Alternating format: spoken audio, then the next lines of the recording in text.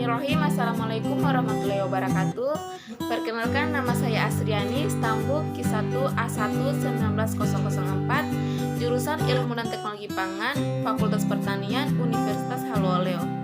Baik, pada kesempatan kali ini saya akan sharing mengenai pembuatan protein sel tunggal dari limbah nanas dengan proses fermentasi. Baik, lanjut saja pada pengertian protein sel tunggal.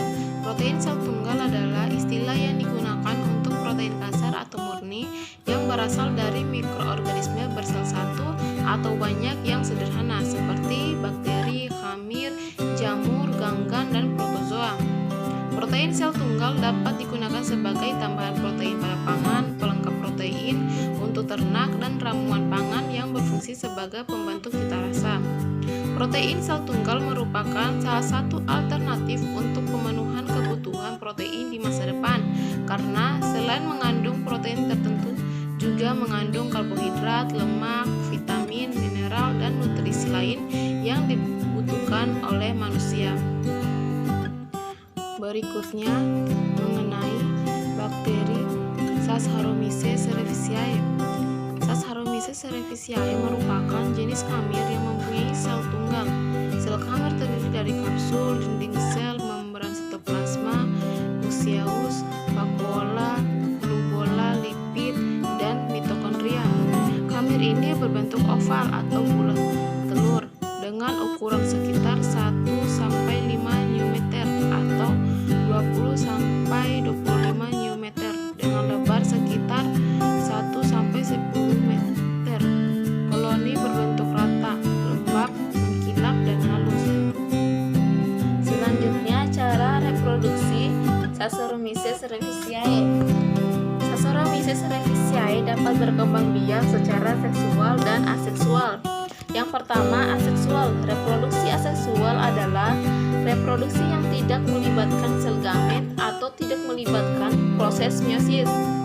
Hifa-hifa vegetatif dapat berubah menjadi generatif dan membentuk struktur alat reproduksi yang akan menghasilkan sporangiospora atau conidiospora. Beberapa hifa yang vegetatif juga dapat menjadi chlamydospora, yakni adalah spora yang terbentuk pada hifa vegetatif dan berbanding tebal. Pada khamir, reproduksi aseksual dilakukan dengan melalui pertunasan sel anakan yang akan membentuk blastospora. Kedua, seksual. Reproduksi seksual pada umumnya melalui 3 tahap, yakni antara lain adalah meiosis atau pembentukan sel gamet yang bersifat haploid.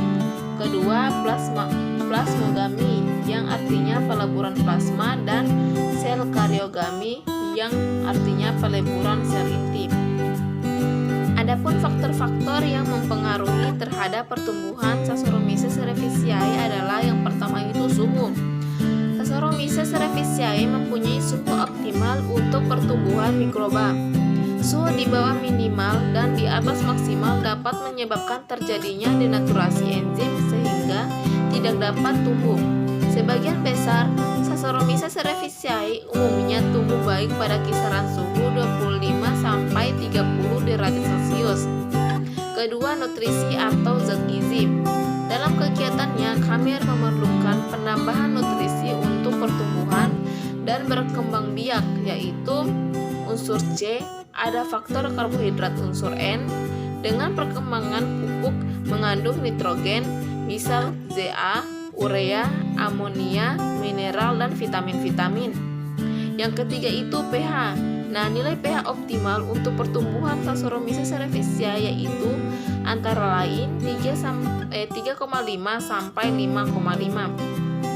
Pembahasan selanjutnya, Saccharomyces cerevisiae pada pangan. Seperti yang kita ketahui, pada saat ini dan masa mendatang, kebutuhan protein akan semakin meningkat, termasuk kebutuhan protein oleh hewan sebagai pakan ternak. Sehingga dalam penelitian ini akan dicoba pembuatan protein sel tunggal dari limbah nanas dengan proses fermentasi menggunakan yeast Saccharomyces cerevisiae. Hasil protein sel tunggal yang diperoleh nantinya diharapkan dapat digunakan sebagai makanan tambahan pada makanan ternak yang kaya akan protein. Buah nanas yang dapat dimakan hanya 53%, sehingga ada 47% yang dibuang sebagai limbah. Limbah nanas banyak mengandung sukrosa, glukosa, dan nutrisi lainnya, sehingga limbah nanas disebut sangat potensial dimanfaatkan sebagai substrat atau sumber karbon untuk produksi protein sel tunggal. Lanjut pada kelebihan Saccharomyces cerevisiae. Beberapa kelebihan Saccharomyces dalam proses fermentasi yaitu mikroorganisme ini cepat berkembang biak, tahan terhadap kadar alkohol yang tinggi, tahan terhadap suhu yang tinggi, mempunyai sifat stabil dan cepat mengadakan adaptasi. Adapun kondisi pertumbuhan Saccharomyces cerevisiae. Keuntungan Saccharomyces cerevisiae adalah toleran terhadap lingkungan yang lebih asam dengan pH antara 3,5 sampai 55, mempunyai suhu pertumbuhan 20 derajat Celcius sampai 30 derajat Celcius. Keuntungan lainnya mempunyai diameter sel sekitar 0,0005 cm. Dengan diameter sebesar ini, Saccharomyces cerevisiae mudah dipisahkan dengan cara sentrifuga tanpa memerlukan tahap pengumpalan. Saccharomyces cerevisiae dapat hidup pada lingkungan yang lebih asam dan mempunyai kondisi untuk pertumbuhan pada suhu kamar yaitu 25 sampai 30 derajat Celcius. Baik, hanya itu yang dapat saya sampaikan kali ini mengenai pembuatan protein sel tunggal dari limbah nanas dengan proses fermentasi. Kurang dan lebihnya mohon dimaafkan. Sekian dari saya. Wassalamualaikum warahmatullahi wabarakatuh.